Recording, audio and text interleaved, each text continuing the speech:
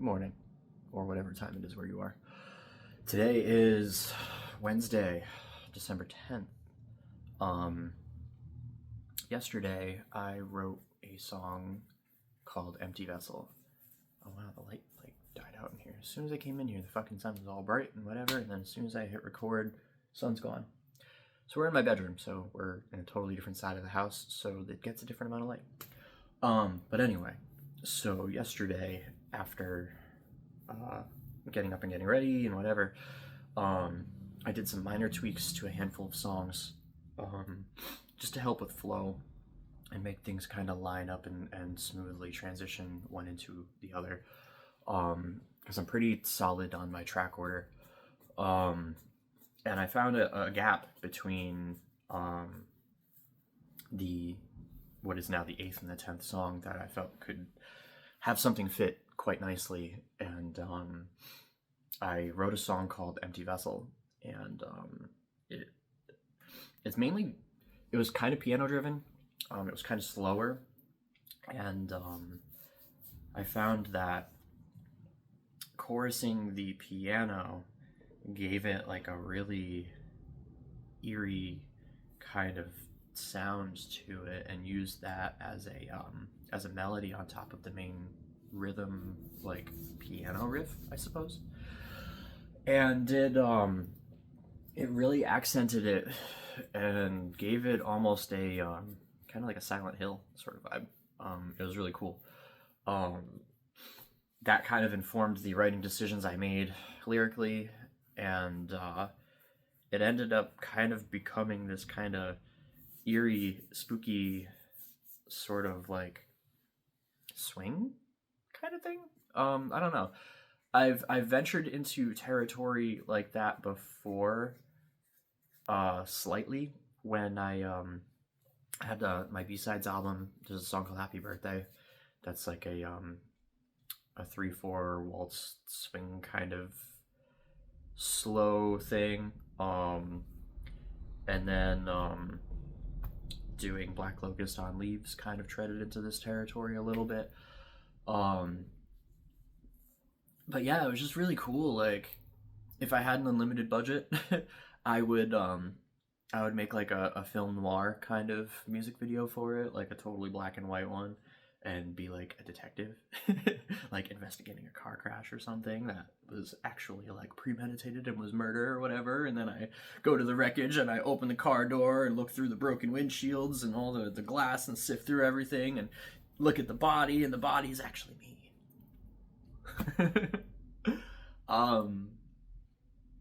But yeah, it was really cool. It was a really fun experiment, and it paid off really well. I'm very happy with how it came out. Um,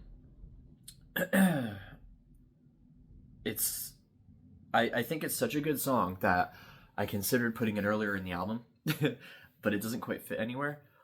It works really well later on, and it could possibly be a very good closing track, but I do really feel that Sienna Burning is the right ending here.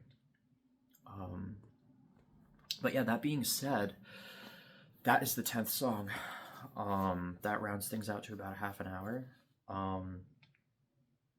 And I think this is a very healthy point to start making final adjustments to the other songs and making things kind of more uniform, more together with each other, help them feel collected, help them feel relative to each other, and give my final changes on things. I'm still gonna give it some time. I listened after I finished it yesterday. I listened to both Empty Vessel and then the whole album in order, over and over and over. It's my neighbors are probably sick of hearing it. I'm trying to listen to it on as many different things as possible. Overhead headphones, earbuds, speakers. I played it off my TV. I've listened to these mixes in my car. Usually if they pass like the car test, they're decent. Like, the mixes are pretty good on everything.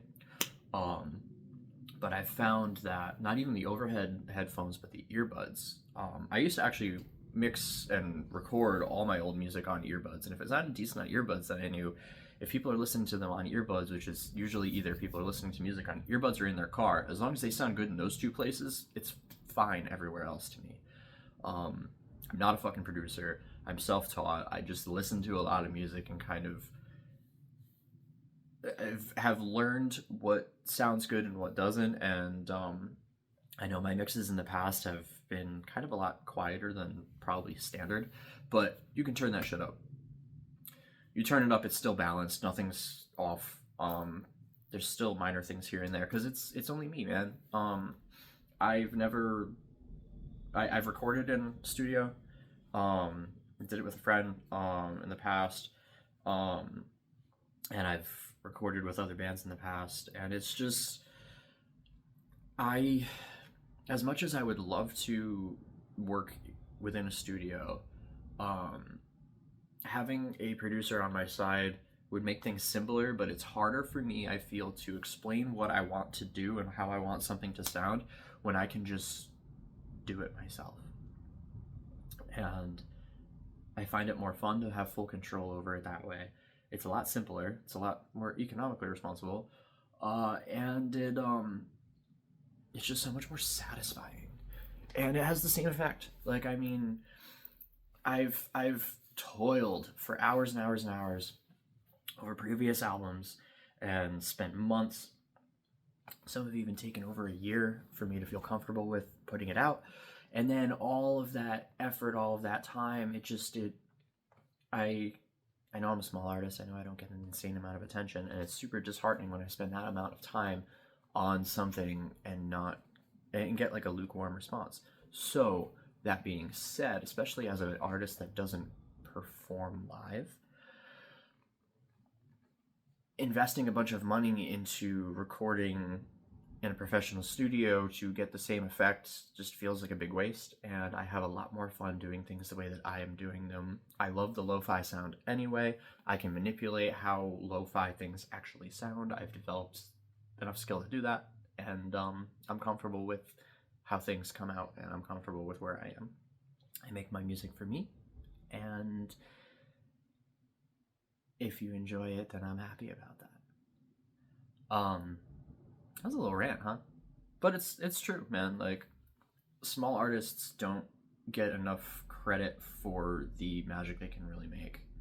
And I've come from a place of always doing everything myself because that's how I've been, like, since I was an early teen. It was always bootlegging recordings off of, like, phones or iPods, or recording a voice note, or DIing in the worst way to my computer into like primitive programming just so I can have a sense of something being recorded.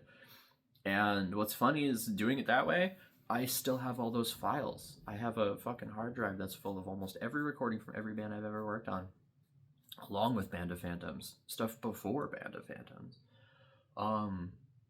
So there's longevity in that. It's fucking cool. But anyway, yeah, so Soul Contract is effectively probably done recording.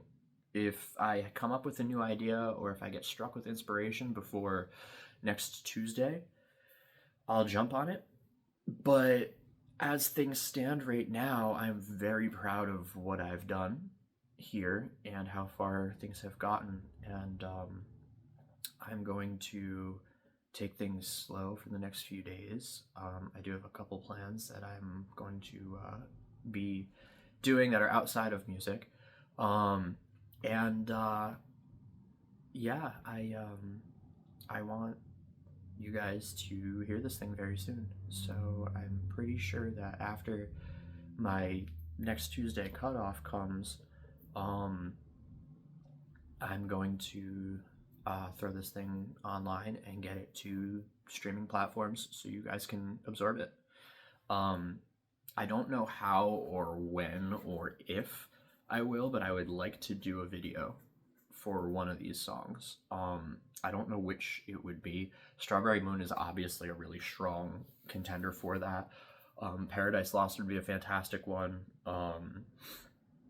And this new one, Empty Vessel, would also be a great one to have a video for. It's tough because, again, as a small artist, I'm at the mercy of my friends that are willing to be involved, or the extent to which I will go hard on doing something visual for it. And I haven't in a few years. I haven't since I did the video for 101361, or whatever the fuck it was called. Yeah, 1013 365. So it was. But yeah, so it's hard for me to get a video done like that. But I can probably come up with something clever and simple and just enough to showcase what I did. But yeah, so that is where we are at. I'm going to take another listen to everything and do the fine tuning. And yeah, I'm happy with where we are, and I'm very glad that this whole amount of time I've taken and spent doing this was worth it.